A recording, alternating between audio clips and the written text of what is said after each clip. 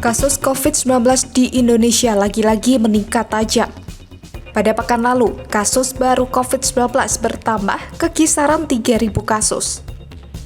Namun saat ini, kasus COVID-19 sudah berada di angka 4.000 kasus per hari.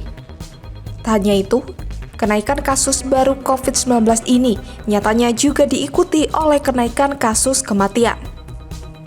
Pada tanggal 1 November 2022 misalnya, pemerintah melaporkan ada 32 pasien COVID-19 yang meninggal dunia.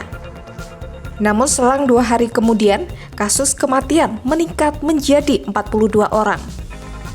Di tengah kenaikan kasus COVID-19 ini, banyak pihak menduga bahwa fenomena ini tak lain dipicu oleh masuknya subvarian Omicron XBB ke Indonesia beberapa waktu lalu. Meski demikian, angka infeksi kasus XBB yang dilaporkan Kementerian Kesehatan baru sekitar 4 orang. Namun begitu, masyarakat diminta tak menyepelekan hal ini. Sebab menurut Ketua Satgas COVID-19 Pengurus Besar Ikatan Dokter Indonesia Erlina Burhan, XBB banyak menyerang orang yang belum pernah terinfeksi COVID-19. Selain itu, XBB juga banyak menyerang usia muda dengan rentang 20 hingga 39 tahun. Ya, kita lihat sedikit tentang demografi di Singapura ya. Ternyata ini dikatakan bahwa banyak menyerang kelompok usia muda, usia 20-39 tahun, dan yang dirawat sebagaimana dugaan adalah orang-orang di atas 70 tahun, jadi para lansia. Jadi yang muda-muda ini walaupun banyak terserang dengan XBB ini, tapi mereka lebih aman, tidak perlu perawatan. Yang dirawat adalah yang di atas 70 tahun karena mungkin memang imunitasnya turun atau juga banyak komorbid.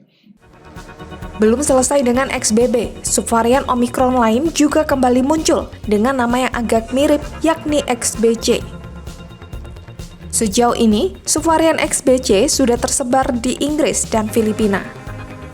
Namun subvarian XBC juga kemungkinan bisa menyebar pula di Indonesia, mengingat letak geografis Indonesia berdekatan dengan Filipina. XBC tadi saya katakan pertama di UK, kemudian Filipina, dan di Filipina sudah 193 kasus.